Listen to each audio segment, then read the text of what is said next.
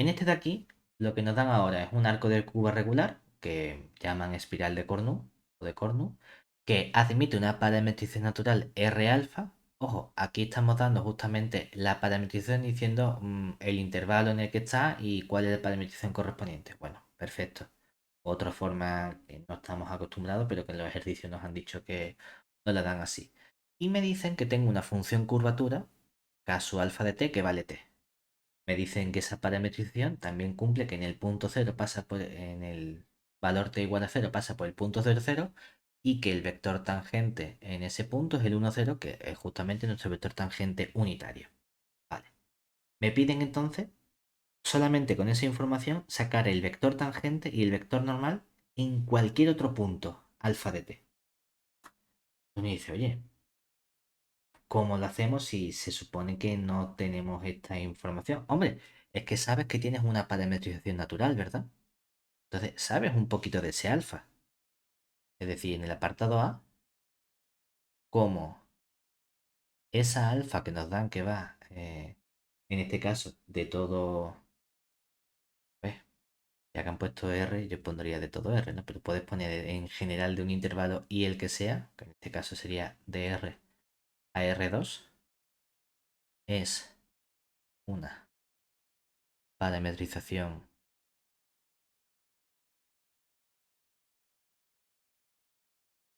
natural. Sabemos que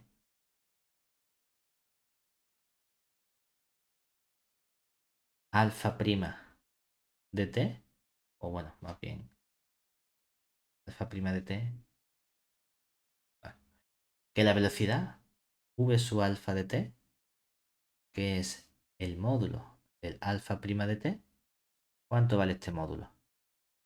Vale Uno. 1 para todo t, ¿verdad? Y entonces el vector tangente, ese t sub alfa de t, ¿quién es simplemente? Es alfa prima de t, ¿verdad? Pero fíjate, esto es un vector. ¿Qué ocurre con estos vectores? Que el vector siempre lo puedo descomponer. ¿De qué modo lo podemos descomponer siempre? Ah, con los elementos de la base, ortonormal. Con los elementos de la base. Tú dices, podemos decir que es una componente por el vector 1, 0 y una componente por el vector 1. Cierto. Pero al ser un vector y representarlo en R2, ese vector realmente puede ser un vector libre o un vector fijo. Cuando yo hablo del vector 7, 8, es cierto que aquí el vector tangente es un vector que es un vector fijo, porque es ese vector, pero que comienza en el punto alfa de t. Pero si lo interpreto como un vector libre, que ese vector lo cojas como origen el punto alfa de t o que lo cojas como origen el punto 0, 0, me da exactamente igual, porque el vector libre es independiente. Pero claro, entonces todo vector también lo puedes descomponer en términos de el ángulo que tiene, ¿verdad? Dice, lo puedo descomponer en polares como radio por. Y dice, espérate, ¿pero qué ocurre con este vector alfa prima? ¿Que qué módulo tiene siempre el vector? Módulo uno. Como tiene módulo uno, sí es r coseno de algo, r seno de algo, pero el radio siempre es uno. Entonces, lo puedo descomponer como un cierto punto uno, que sería coseno de algo. Y la pregunta es, ¿qué algo colocamos aquí?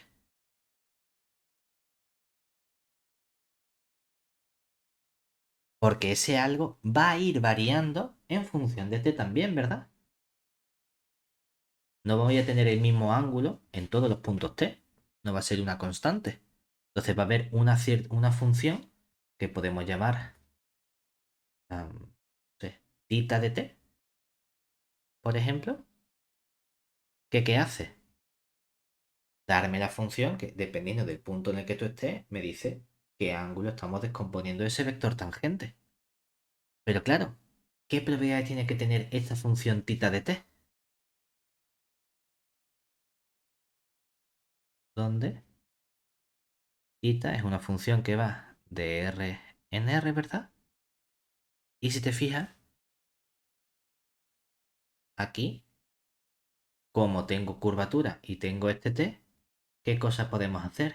Podemos derivar, porque sabemos que nuestro vector tangente también es diferenciable y podemos derivarlo componente a componente, lo cual significa que la función que hay dentro, ese coseno de tita de t, tengo que poder aplicar la regla de la cadena. Luego, mi función tita de t tiene que ser también una función que la puedo derivar todas las veces que me apetezca, ¿verdad? Es decir, es de clase de infinito en R también. Claro, entonces, si ya tenemos este vector t sub alfa, ¿cómo podemos sacar el resto de elementos? Oye, pues las ecuaciones de Frenet me dicen justamente cuáles son las relaciones. Es decir, si aplicamos las fórmulas de Frenet,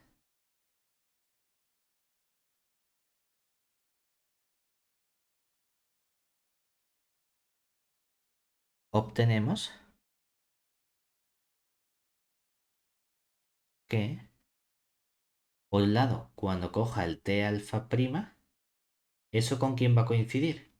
Como me han dado una parametrización normal, no aparece la velocidad que vale 1, sino que simplemente la curvatura k sub alfa de t por ese vector normal n sub alfa de t.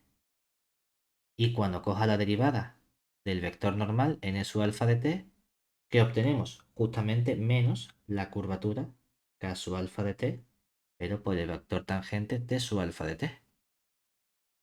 ¿Qué conseguimos nosotros así? Hombre, por un lado, de la ecuación, vamos a centrarnos en la primera ecuación, es decir, de la primera ecuación de Frenet,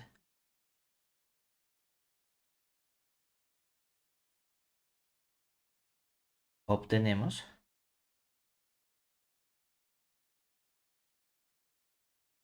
que el t alfa prima de t, ¿quién era? Si hemos dicho que t alfa prima de t es alfa prima, entonces este es alfa segunda de t, ¿verdad? Por lo tanto, tenemos que derivar esta expresión que tenemos aquí. Si aplicamos la regla de la cadena, ¿qué nos quedaría? La derivada del coseno es menos seno de t, bueno, seno del tita de t, todo eso multiplicado por nuestro tita prima de t, y luego la derivada del seno nos queda el coseno de tita de t, todo eso por la derivada tita prima de t. Y hemos dicho que esto coincide con quién? Con la curvatura k sub alfa por el vector normal n sub alfa de t. Luego, ¿cuánto vale ese vector normal n sub alfa de t? La curvatura que pasa dividiendo y nos quedaría, pues podemos sacar el tita prima fuera factor común y tenemos tita prima de t dividido entre t por el vector menos seno de tita de t con el coseno de tita de t. ¿Vale? ¿Bien hasta ahí? Sí. Pero uno dice, ¿y qué ocurre con ese tita prima de t? ¿No hay nada más que pueda hacer? Fíjate que se supone que el vector normal lo hemos obtenido mediante las ecuaciones de Frenet, ¿verdad? Y uno dice, ¿y por qué no las has obtenido con la definición? Oye, pues también podríamos haberlo hecho así, ¿verdad? Porque claro, por otro lado,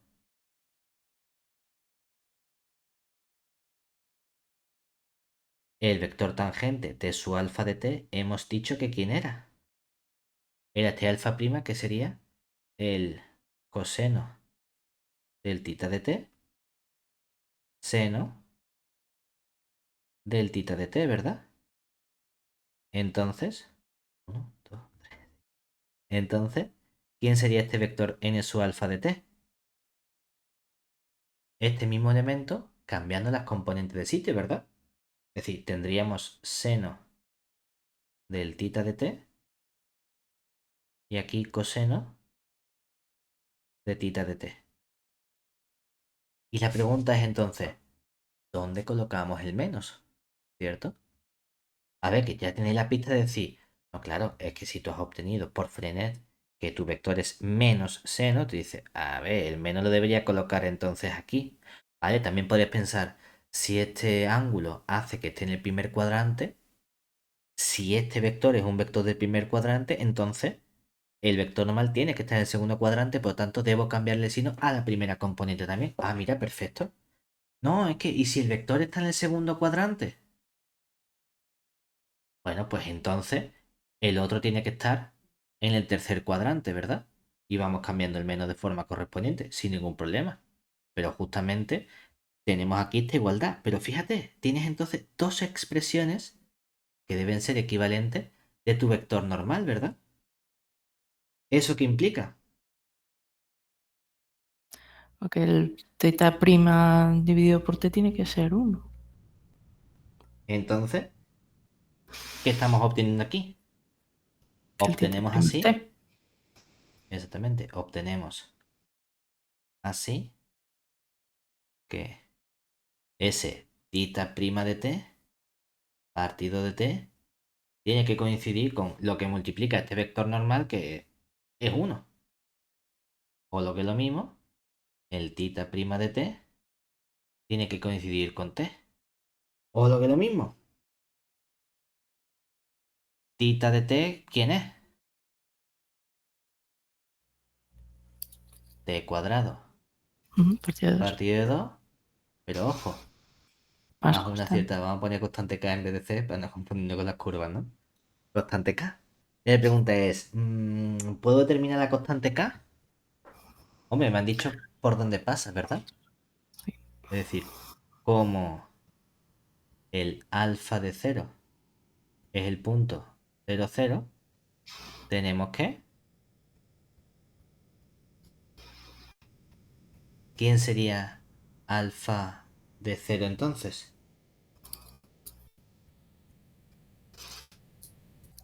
Alfa de 0, tú dices, bueno, es que aquí C. tienes el alfa prima. Vale, nada. En lugar del alfa prima, me han dicho también cuánto vale alfa prima en el 0, ¿verdad? Mm. Vamos a poner alfa prima de 0 es el punto 1, 0, ¿verdad? Entonces alfa prima de 0, ¿qué sería? Lo que vale el coseno de tita de 0 con el seno de tita de 0, ¿verdad? ¿Cuánto vale esto? Sería coseno de k y aquí seno de k, ¿verdad? Y queremos que esto valga justamente el 1, 0, ¿cierto? Luego, ¿cuánto tiene que valer la k? Oye, es cierto que la k a lo mejor no es única, ¿no? Porque me sirve cualquier k que le ocurra. Como estoy dentro de una función trigonométrica, que dé vueltas, ¿no? ¿Cuál es la opción más sencilla que tengo para elegir entonces?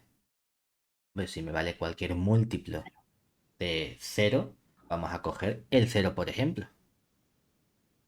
Si cogemos k igual a 0, que dice, no, ¿y por qué no has cogido 2pi? Porque coseno de 2pi también vale 1 y el seno de 2pi también vale 1. Perfectamente. Es que a lo mejor mi función tita no es la función única, porque yo he obtenido la tita mediante una condición sobre la derivada. Y me sirve cualquier función tita de modo que la derivada sea 0. Entonces, claro, por eso tengo más esa constante. Vamos a elegir la constante más sencilla.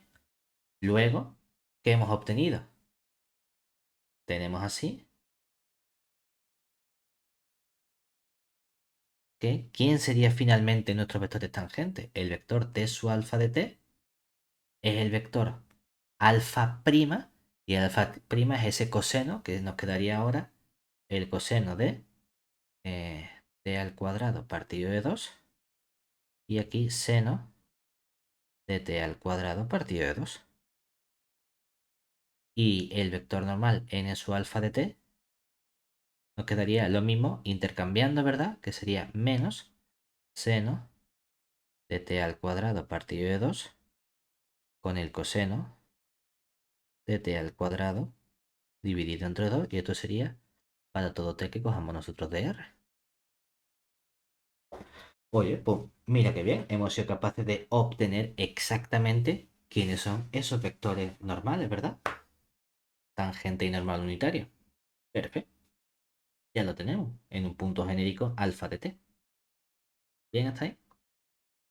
Claro, Sí. ¿cuál es el problema?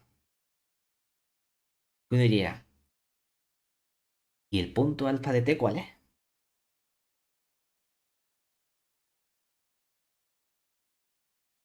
No, porque claro, es el vector alfa prima. Entonces, antes de ponernos con el otro, ¿no? Es decir, si nosotros quisiésemos obtener información sobre la curva, es decir, podríamos obtener algo más de información sobre la curva.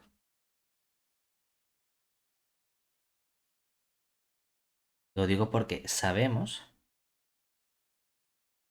que el t su alfa de t, que es el alfa prima de t, ¿ese quién es? Ese es nuestro vector coseno de t al cuadrado partido de 2, seno de t al cuadrado partido de 2, ¿verdad? Luego, alfa de t va a tener dos componentes, ¿no? Que podemos expresar como x de t, y de t a lo mejor, ¿verdad? ¿Dónde? ¿Qué verifican esas componentes? Que cuando yo derive, ¿verdad? ¿Quién es la x' de t? El El coseno de t coseno cuadrado. de t cuadrado partido de 2. ¿Y quién es la y' de t? Ese seno de t cuadrado dividido entre 2. Tú dices, claro, ¿cómo sacamos entonces lo que valen estas componentes? Hombre, tienes información de lo que vale en un punto, ¿verdad? ¿En qué punto tienes información? En el punto cero. Bueno, pues podríamos integrar a partir de ese punto cero. Es decir, podríamos obtener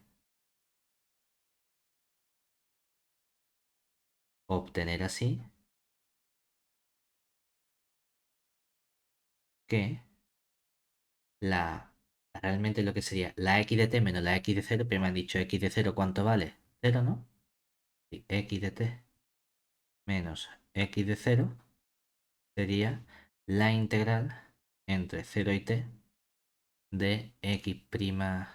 Vamos a poner otra letra. ¿Qué letra ponemos?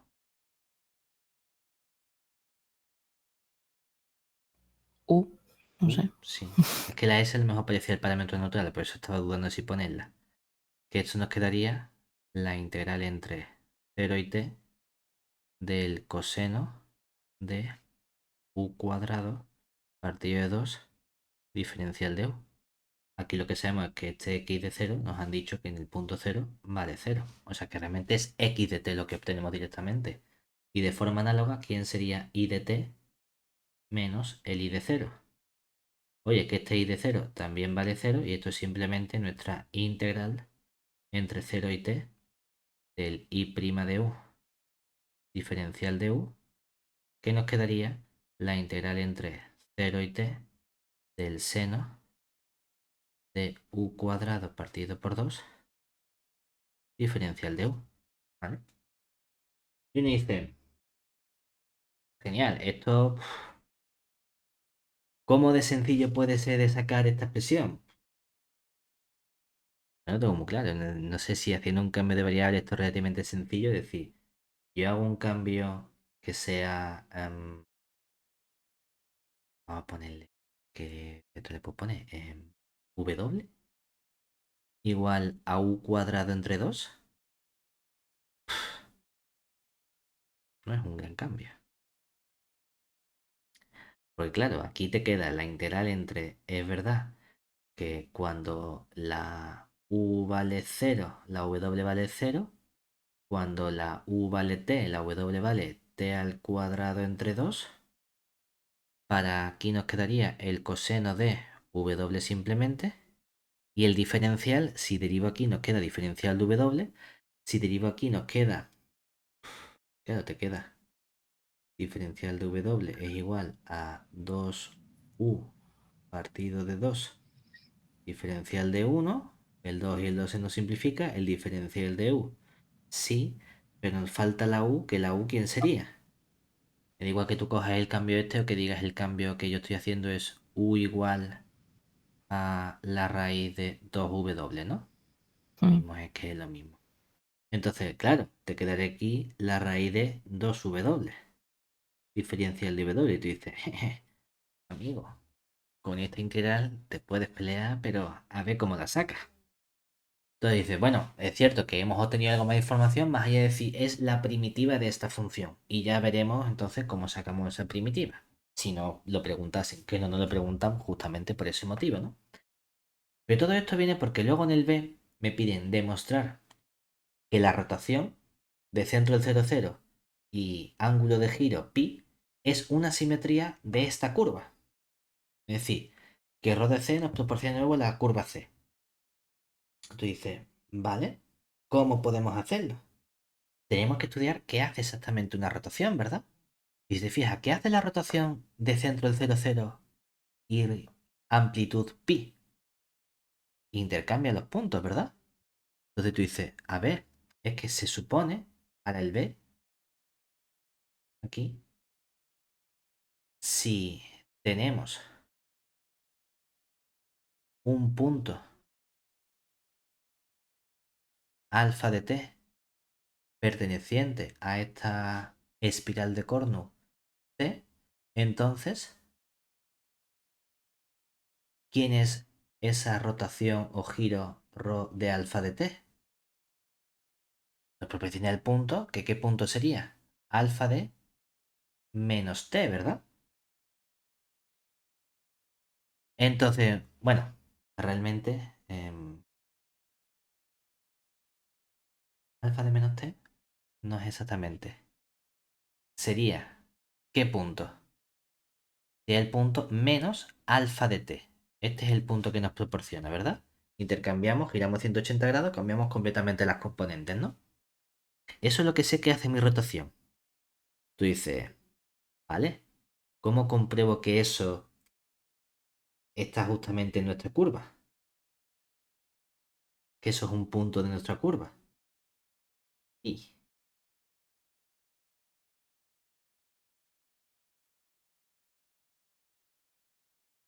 qué se nos ocurre ahí? ¿Cómo podemos hacerlo?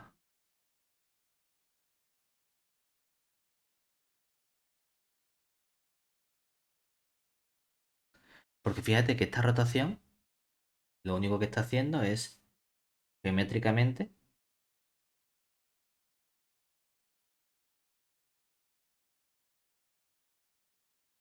que hace este giro de pi medios. Opa, estoy girando yo aquí el eje antes de... Tengo aquí nuestro y nuestro x. Si tenemos, yo que sé, este punto, por ejemplo, que sea nuestro punto alfa de t, que de la forma x de t y de t, este giro lo único que hace es conectar esto de aquí con el origen, ¿verdad? Y buscar el punto simétrico que estaría por... Y por ejemplo, ¿verdad? Más o menos, ¿no? Y este punto, claro, si hay una simetría del origen, ¿qué nos gustaría? Que este punto, sabemos que es el punto menos alfa de t, ¿verdad? En cuanto a las componentes, cambiamos las componentes de los dos, es decir, que esto sería menos x de t y de menos y de t. Y para que esto esté en la curva, ¿qué tiene que ocurrir? Que esta espiral que tú tengas aquí, lo que sea con tu curva, ¿verdad? Tiene que pasar luego también por ese punto, ¿no? Entonces, tu curva, ¿cómo tiene que ser? Ojo, eso ocurre no solo para ese punto, tiene que ocurrir para todos los puntos. Por lo tanto, ¿qué le tiene que ocurrir a tu curva C? Que con respecto al origen debería ser Simétrica. simétrica e impar, ¿verdad? Ujú. Entonces, si eso tiene que ocurrir con todas las componentes, lo que me están pidiendo básicamente es que pruebe que hay una simetría impar componente a componente, ¿no? Tú dices, hostia, es que el problema que tengo es que no tengo la componente de forma explícita, lo tengo mediante integrales. Bueno, vamos a ver qué podemos hacer con esas integrales, ¿verdad? A ver si podemos hacer algo. Entonces, vamos a estudiar. Vamos a estudiar. ¿Qué ocurre con x cuando yo evalúo en menos t? Que como decimos, es que no tienes la integral. O sea, no tienes el valor explícito, lo tienes con integral. Bueno, no pasa nada. Yo meto mi integral y sería la integral entre 0 y menos t. Y hemos visto que aquí aparece un coseno del u cuadrado partido de 2, ¿verdad? Diferencial de u. ¿Y qué vamos a hacer? Vamos a hacer un cambio. ¿Qué cambio de variables hacer? Me estorba este menos, vamos a quitarle el menos. Es decir, vamos a poner, voy a poner esta vez la s, ¿vale? S igual a menos t. Entonces vamos a tener una integral entre, cuando la t valga 0, esto nos queda 0. Cuando la u valga menos t, nos queda, perdón, no es menos t, es menos u, la letra, perdón, menos u. Cuando la u valga 0, menos 0. Y cuando la u valga menos t, menos con menos, nos quedaría t, ¿verdad? Mira qué bien. Y el coseno aquí, ¿qué ocurre? Que sería coseno de, en lugar de u al cuadrado, como la s vale menos u, pues nos queda s al cuadrado partido de 2, ¿verdad? Y con el diferencial, ¿qué pasa? Que nos quedaría menos diferencial de s, ¿no? Oye, pero esto en verdad es simplemente menos x de t, ¿cierto? ¡Ey! Mira qué bien. De momento vamos genial. Análogamente, si yo estudio el i de menos t, que sería la integral entre 0 y menos t de nuestro seno de u al cuadrado partido de 2, diferencial de u, y hago este mismo cambio, entonces nos queda la integral entre 0 y t del seno de s cuadrado partido de 2, y nos vuelve a quedar aquí un menos diferencial de s, que esto es simplemente menos i de s. Luego, ¿qué acabamos de probar?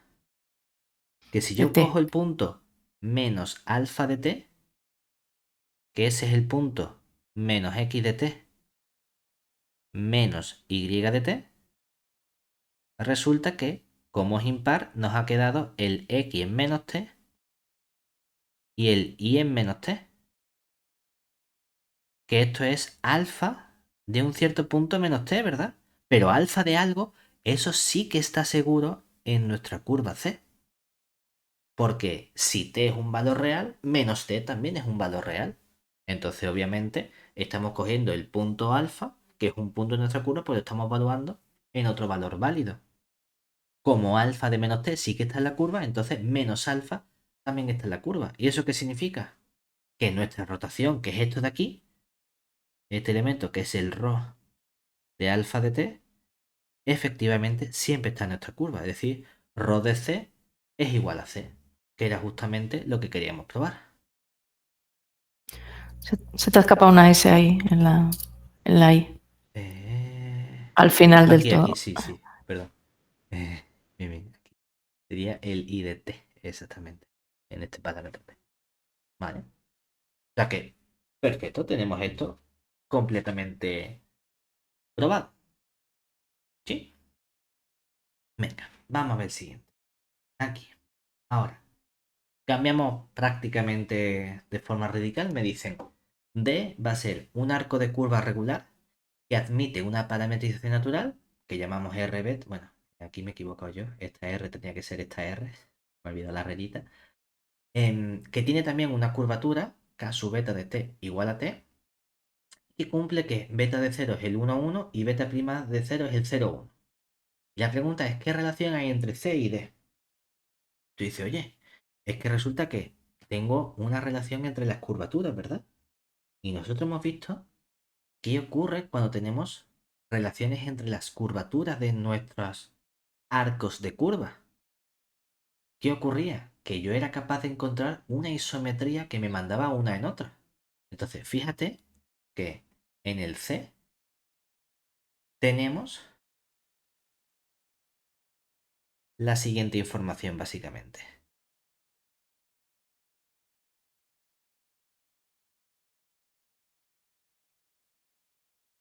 Y la información que tenemos es que, por un lado, tenemos C, que va a ser nuestra curva, ¿verdad? Esta C, ¿qué le ocurre? Que tiene una curvatura, que es K su alfa de T, que vale T. Y sabemos que pasa por un punto que es alfa 0, que es el punto 0, 0. Y sabemos que tiene una derivada alfa prima de 0, que es el vector 1, 0. Pero también tenemos ahora otra curva distinta de mente, ¿no? Y resulta que tiene una curvatura K sub beta de T, que es también T. Y nos dicen que el punto beta de 0 es el punto 1, 1. Y que el vector beta prima de 0 nos da el vector 0, 1, ¿verdad? Dice, lo importante, lo fundamental aquí es qué ocurre con esta curvatura, ¿verdad? Epa, un poquito no tan doblado. ¿Qué ocurre con esta curvatura que tenemos aquí? Porque nosotros sabemos que si hay una isometría que manda una curva en otra curva, entonces las velocidades son iguales, ¿verdad? Y la curvatura puede ser más menos, ¿cierto? Pero justamente tenemos un recíproco. Si las curvaturas son iguales, entonces la isometría que manda una a otra es directa. Es decir, gracias a esta igualdad de aquí, sabemos que existe una M isometría de R2, que además en este caso es directa, tal que alfa de C es igual, perdón, M de C es igual a nuestro D. En particular, ¿qué ocurre?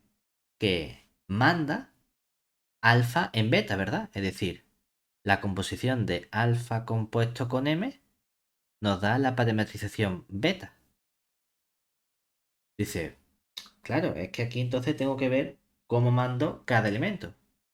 Y las isometrías son aplicaciones afines, afinidades, que tienen su correspondiente matriz afín, que tiene una parte también vectorial y que podemos identificar con una matriz, ojo, como estamos en R2, la afinidad tiene una matriz asociada 3×3, ¿verdad?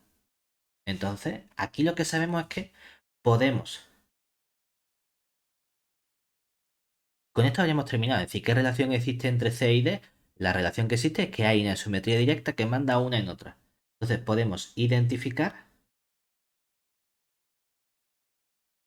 M con su matriz afín, M mayúscula, dada por. Aquí hay que pelearse un poquito a lo mejor, ¿no? Pero tú dices, mira, yo sé que mi matriz va a ser una matriz 3×3, ¿verdad? Yo normalmente ponía siempre aquí unos puntitos y unos puntitos, únicamente por comodidad. Si recuerdas, aquí primero tenemos que tener un 1 y luego aquí No. ceros. Aquí vamos a tener el punto y aquí vamos a tener la parte vectorial de nuestra matriz, ¿verdad? En la parte que va debajo del 1, debajo del punto, lo que tenemos que indicar es qué punto manda en qué punto importante. Elige uno que tú conozcas de tu sistema de referencia. Hombre, resulta que lo más sencillo que conozco es la relación que hay entre el punto alfa de 0 y el punto beta de 0, ¿verdad? ¿En qué punto manda m el alfa de 0? Manda el punto 0, 0 en el punto 1, 1, ¿verdad? Pues entonces justamente, como estamos diciendo aquí, que manda este punto, he puesto de colorines, como manda este punto, que es el alfa de 0, en el beta de 0, que es esta relación que tenemos aquí, sabemos qué coordenadas tenemos que colocar aquí entonces, ¿verdad? Tenemos que colocar justamente las coordenadas de la imagen beta de 0, que sería el 1, 1. Oye, y aquí, a lo mejor aquí tenemos que trabajar un poquito más, ¿verdad? Porque sería, ¿cómo sé exactamente cómo mandan los vectores? Porque esto que tenemos aquí ahora son vectores, ¿verdad? Aunque no le pongamos ninguna flechita ni nada, realmente lo que tengo que estudiar es qué ocurre con la parte vectorial. Igual que aquí hemos buscado algo que cuando multiplico esto me dé el 1, 1, la pregunta sería, ¿qué debo colocar aquí? Ya tú dices, no, mira, yo es que no estoy seguro, yo coloco aquí unos parámetros A, B, C, D, ¿verdad? ¿Y qué tiene que ocurrir? Que esos parámetros, que sería la M flechita, tienen que cumplir que cuando tú cojas y cojas el A, B, C, D y lo multipliques por tu vector, que sería el 1, 0, eso tiene que darte ¿qué vector? El beta prima, que sería el 0, 1, ¿verdad? Hombre, de aquí es fácil sacar ciertos valores, porque entonces, ¿qué podemos obtener de momento? Fila por columna A vale 0, fila por columna C vale 1, ¿verdad? Entonces de momento tenemos aquí 0, 1. Dice, pero es que para el B y para el D hay infinitas opciones. Puede valer lo que te dé la gana, ¿verdad? No. ¿Por qué? ¿Qué ocurre aquí? Que tenemos una isometría, ¿verdad?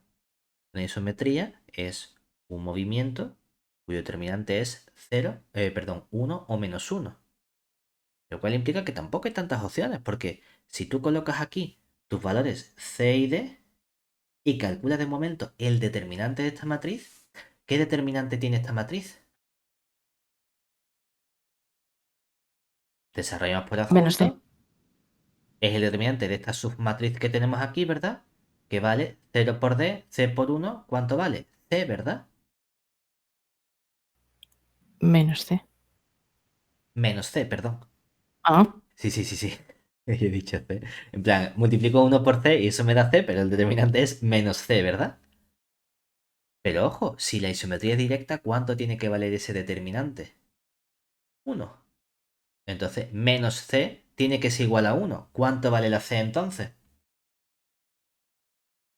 Menos 1. menos 1. Y aquí, ¿qué tendríamos entonces? Que colocar nuestro 0 con la base canónica. O sea que tenemos justamente cuál es la matriz asociada de nuestro o de nuestra isometría, ¿verdad? Es cierto que, oye, que la estamos calculando, pero que el ejercicio no te pide exactamente que tú calcules todo esto, ¿vale? Pero bueno, ya lo tienes ahí, ¿vale? El D es muy parecido en realidad, ese apartado, porque ahora vamos a hacer una situación parecida, ¿verdad?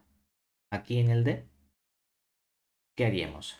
Me dan ahora un arco de curva que admite una parametrización natural, R gamma, que tiene una curvatura que esté al cubo.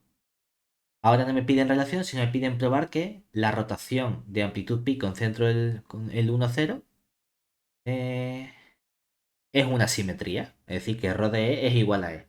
Que esto se parece un poco a lo que hemos hecho aquí, ¿verdad? Si te fijas, aquí ¿qué hemos hecho?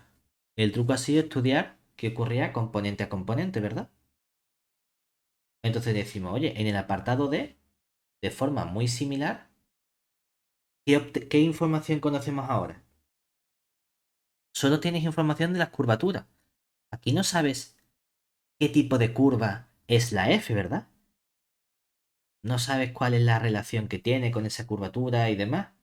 Podríamos hacer una idea parecida a lo que hemos hecho al principio, de buscar ese tita de t y demás, y en lugar de con el t esté al cubo y hacer el... Sí, lo puede hacer chispa arriba, chispa abajo, exactamente igual que hemos hecho en el apartado B. La única diferencia es que antes nos había quedado un tita de t, que era t cuadrado partido por 2 más 0, ¿verdad? Y ahora que nos va a quedar el tita de t, que será t a la cuarta partido de 4. El comportamiento es exactamente el mismo, ¿no? Entonces, podemos hacerlo así o podemos intentar hacerlo de este modo con respecto a qué ocurre con esta curvatura. Lo que más coraje te dé. Es decir, que aquí, siguiendo la misma idea, eh, misma idea eh, de la espiral de Cornu, tendríamos que, en este caso es gamma, ¿verdad? Pues que el t de gamma de t, como es una parametrización natural, sería el gamma prima de t. Y esto, como es un vector, lo podemos expresar como un cierto coseno de... Antes hemos puesto tita, ponemos ahora, yo qué sé, ¿qué ángulo le ponemos? Sí, bueno, pues vamos a poner tita de t también, aunque no sea el mismo Phi. tita de antes, ¿no? ¿O Phi. cuál me has dicho? He dicho phi, pero bueno, da igual. Vale, sí, venga. Pi de t. Y aquí sería seno de phi de t con phi, una función de clase de infinito en todo R. ¿Vale? Oye, con los vectores normales, ¿qué ocurre? De las ecuaciones de Frenet,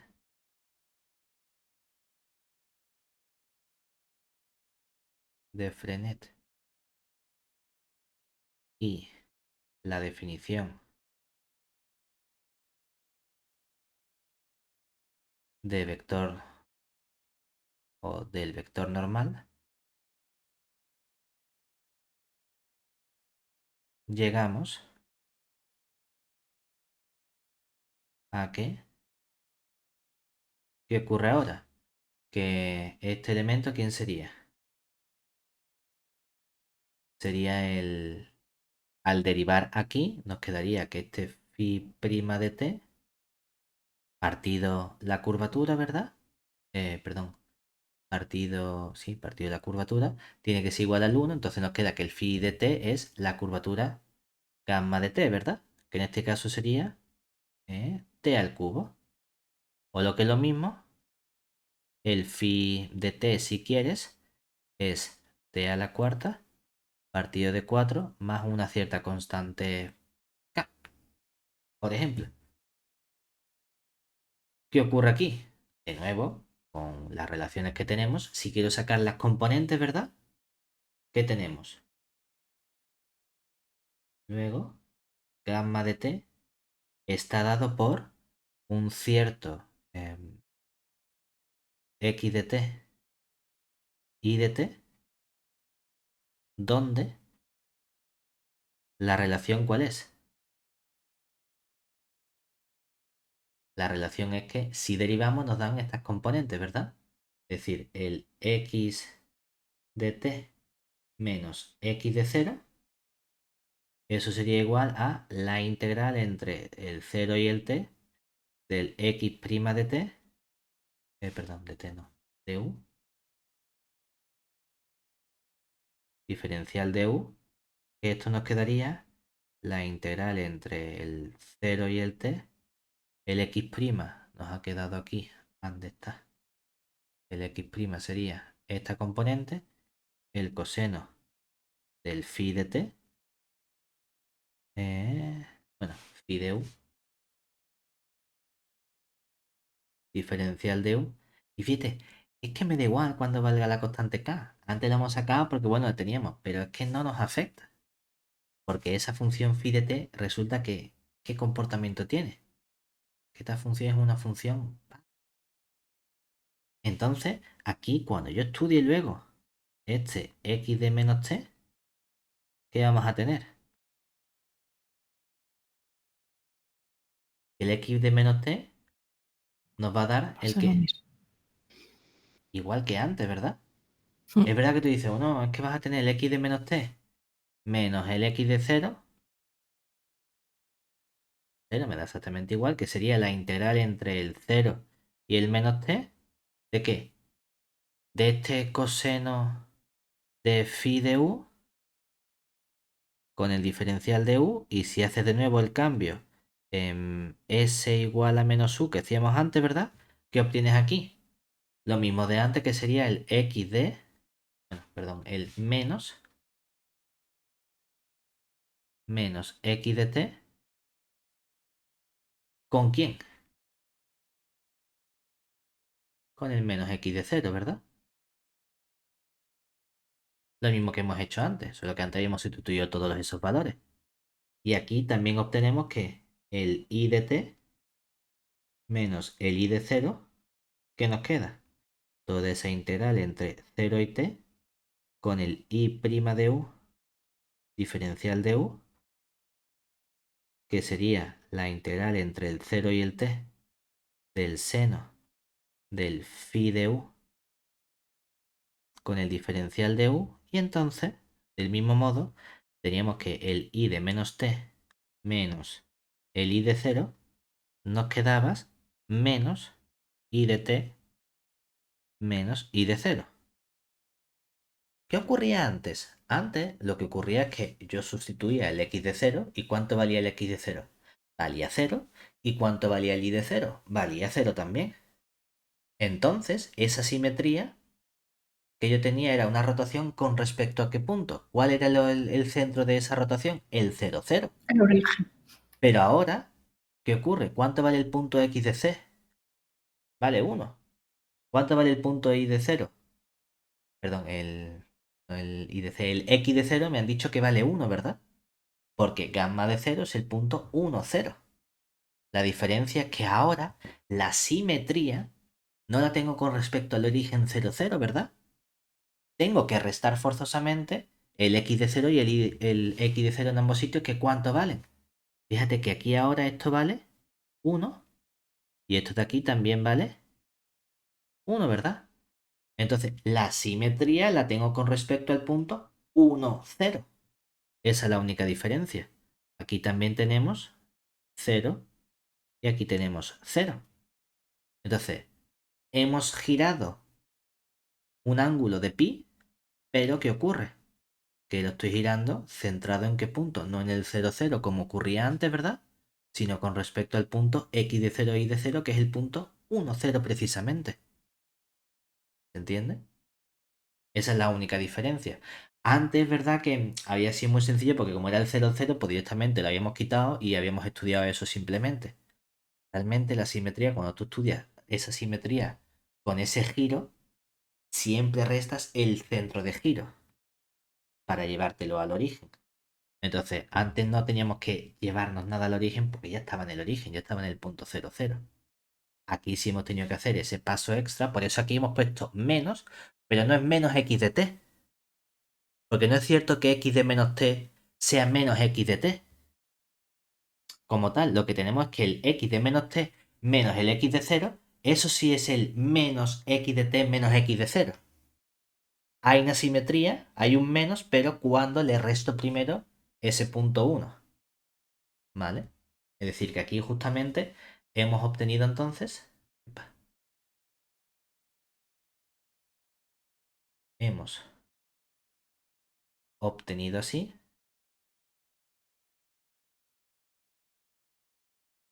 que cuando nosotros al alfa, no, hemos llamado gamma, ¿verdad? Al gamma de t, o como lo ponemos realmente, al gamma de menos t, le restamos el punto 1, 0, eso nos da lo mismo que menos el gamma de t restándole el punto 1, 0. Y esto de aquí es una rotación ρ del gamma de t, donde ρ tiene centro 1, 0 y giro de amplitud pi.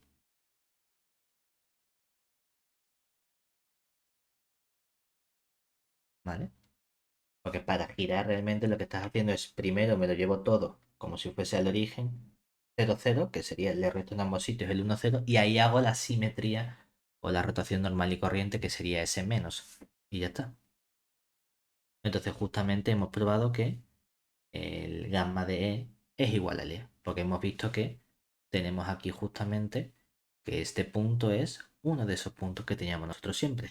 Esto siempre está en nuestra curva, entonces esto también está en nuestra curva. Bien, hasta ahí.